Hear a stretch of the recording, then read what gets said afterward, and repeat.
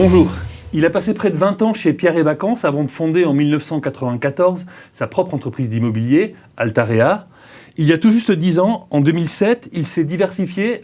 Il a ajouté à l'immobilier commercial des immobiliers de bureaux et des logements avec le rachat de Cogedim. Bonjour Alain Tavaré-Vella. Bonjour. Votre chiffre d'affaires a progressé de près de 30% l'année dernière à 1,6 milliard d'euros. Est-ce que vous pensez que les années de crise de l'immobilier sont durablement derrière nous ? Il y aura des crises dans le futur dans l'immobilier, mais nous sommes en pleine période de croissance. Pourquoi nous sommes en période de croissance ? C'est que les taux d'intérêt sont bas et sont durablement bas. Et aujourd'hui, investir dans l'immobilier, qu'on soit un particulier ou un investisseur institutionnel, est plus intéressant que beaucoup d'autres types de placements. Donc je crois qu'aujourd'hui, fondamentalement, investir dans l'immobilier est sain, n'est pas spéculatif et que, normalement, s'il n'y a pas d'événements macroéconomiques ou macro-politiques dangereux, nous pourrons continuer à nous développer. Vous pouvez bénéficier donc des taux d'intérêt bas et vous pouvez offrir des programmes qui ont une rentabilité bien plus intéressante et bien plus garantie. Est-ce qu'il y a aussi des dispositifs sur l'emploi, sur le logement, qui aident ça ? Je pense par exemple à la loi Pinel.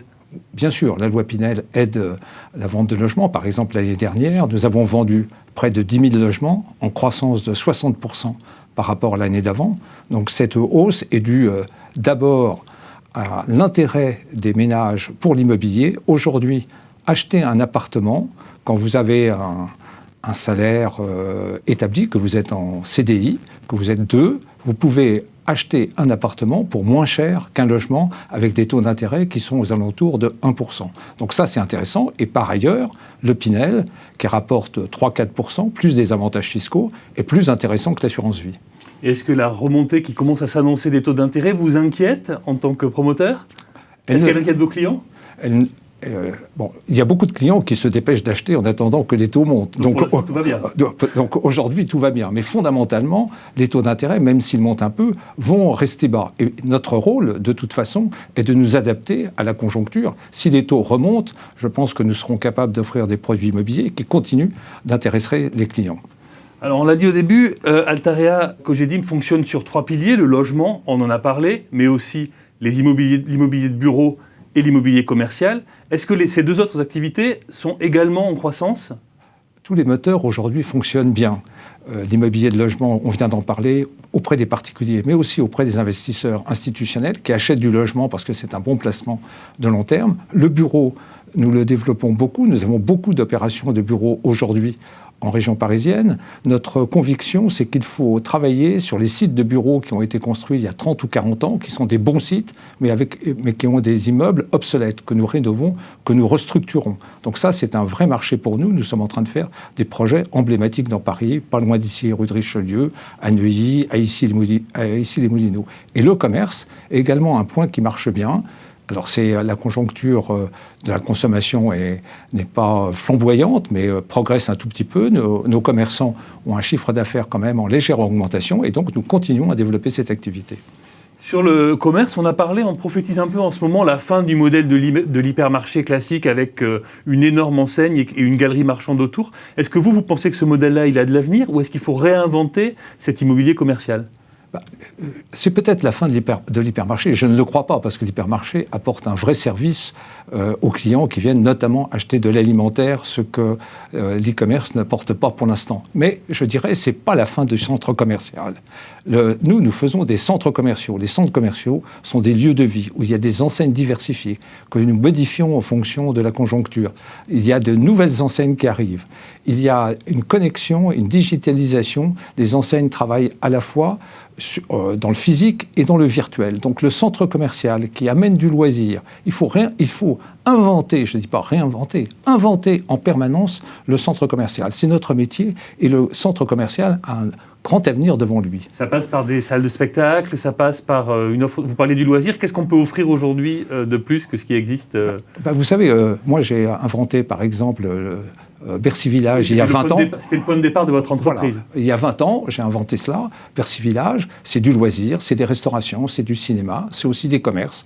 Les gens viennent pour une destination globale. Les enfants sont pris en charge et font des jeux. Les parents passent un moment dans les boutiques ou vont au restaurant. Je crois qu'un centre commercial, c'est la place du village. Donc il faut en permanence apporter de nouvelles attractions, de nouveaux loisirs pour que ça fonctionne bien. Parmi les tendances de l'immobilier commercial, il y a aussi des lieux qu'on n'imaginait pas spécialement comme des centres commerciaux, ce sont les gares. C'est une tendance qu'on voit beaucoup à Paris. Vous y participez aussi. Vous pensez qu'il y a un potentiel inexploré dans ces univers-là, autour des grandes gares parisiennes ou de métropoles ?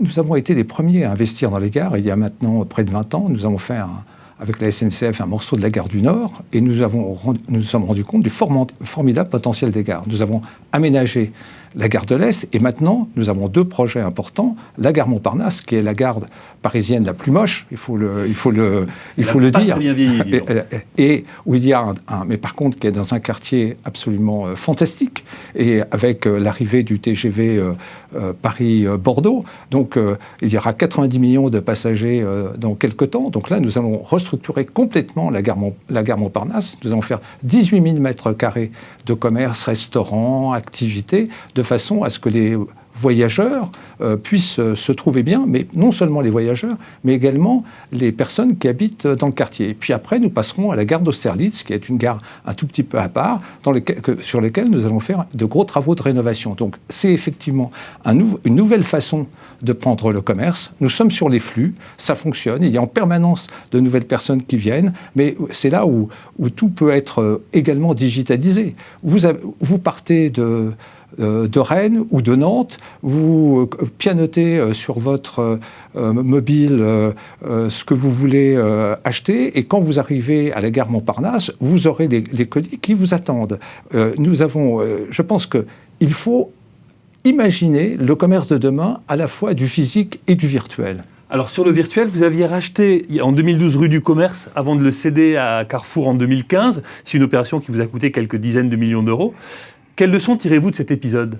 Alors, c'est une formation un tout petit peu coûteuse, mais qui nous a permis de nous développer plus vite dans les centres commerciaux. Nous avons appris à travailler le client, à développer la data.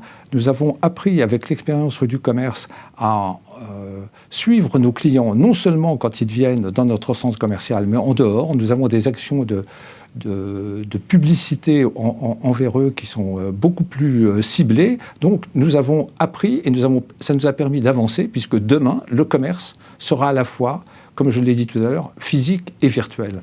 Merci Alain Taravella.